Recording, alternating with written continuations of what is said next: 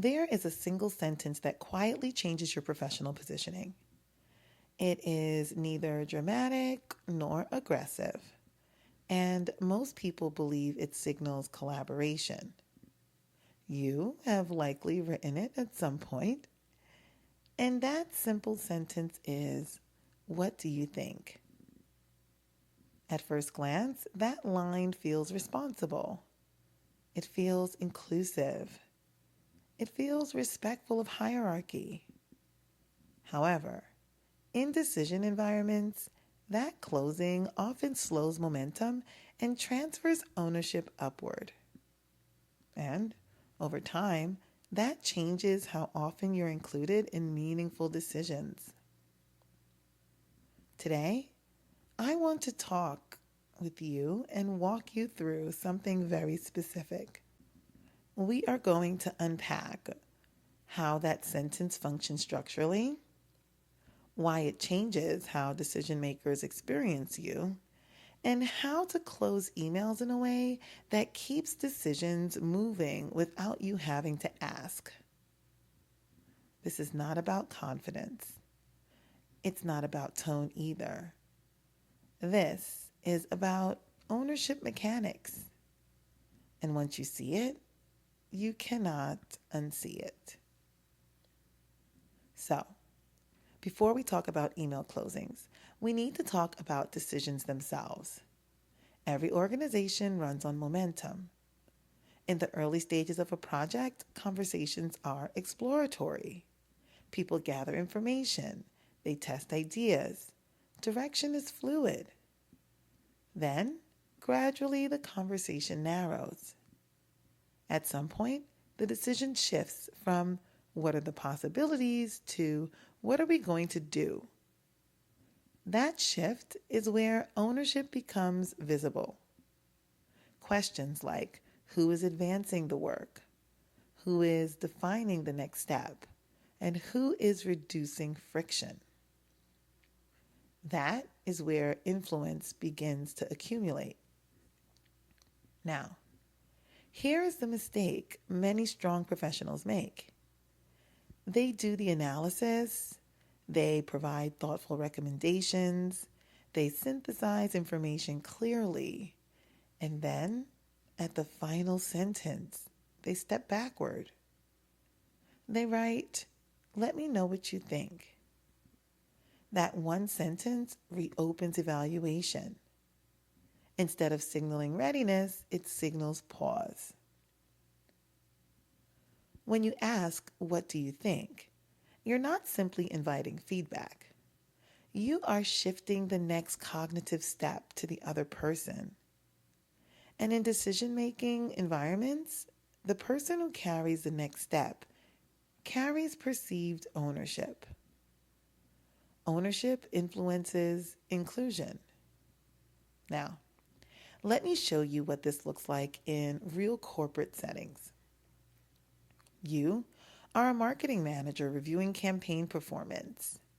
You analyze conversion data, compare two creative directions, and identify that version B is outperforming version A by 18%. You send this email to your director. Based on performance data from the past 3 weeks, version B is generating higher engagement and stronger click-through rates. Continuing with version B would likely improve overall ROI for the campaign. That is clear. It's reasoned and it's professional. Then you close it with, "Let me know what you think." Now pause. What did that do? It turned a recommendation into a discussion starter. Your director now feels responsible for deciding whether your evaluation is sufficient. Momentum slows.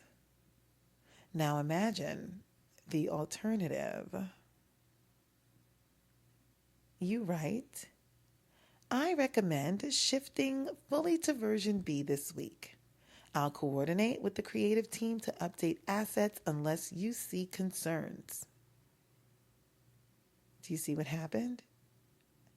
It's the same analysis, but different ownership.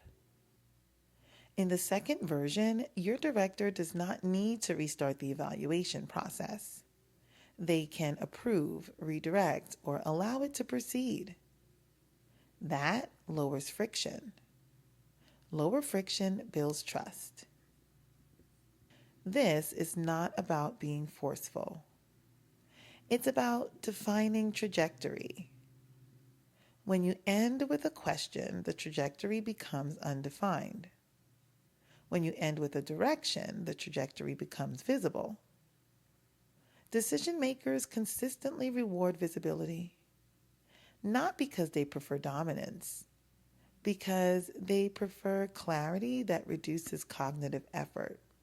So, let's look at this again in the context of an operational lead. You are leading an internal process improvement initiative. You have identified inefficiencies in the approval chain. You propose reducing approval layers from 5 to 3 for low-risk expenditures. You send an email to finance leadership. Reducing approval layers for expenses under $5,000 would shorten turnaround time by approximately 30% and reduce administrative bottlenecks. You have strong reasoning. Then you close with, what are your thoughts? Now, the proposal becomes an open debate. Finance may respond with new scenarios, additional hypotheticals, extended reviews, and the momentum will stall. Instead, consider this. I recommend implementing the 3-level approval model for expenses under $5,000 starting next month. I'll prepare a draft policy update for review this week. Do you see that? That signals progress. Finance still has oversight. However, the energy moves forward instead of sideways. That difference accumulates over time. When you end an email with, what do you think, or what are your thoughts, you are signaling uncertainty. Not incompetence, but uncertainty. Decision makers interpret uncertainty as a need for more oversight. Oversight then increases decision cost. Increased decision cost reduces autonomy. Reduced autonomy narrows inclusion.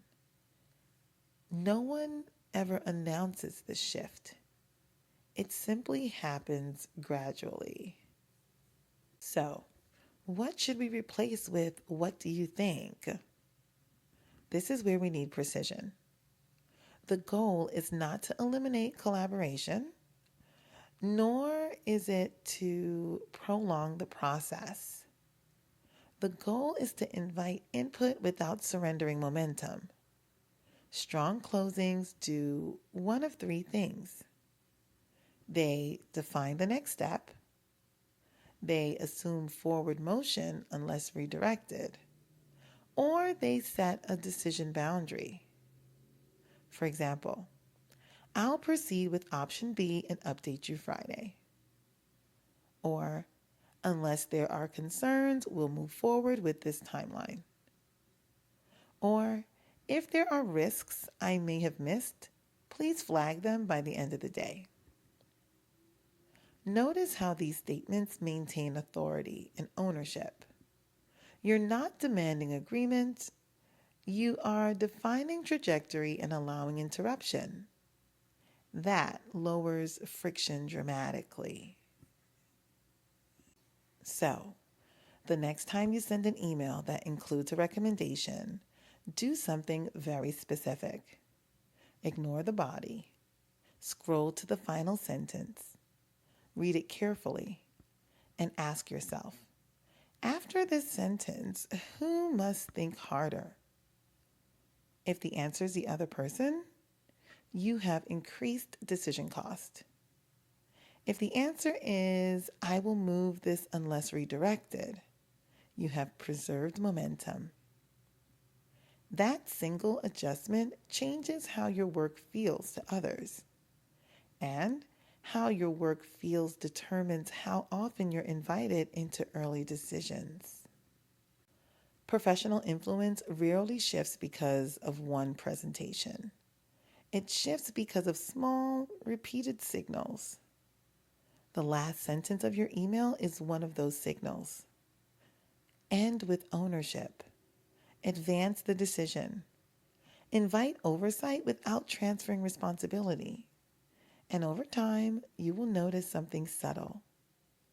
You will not need to ask to be included. You will already be there.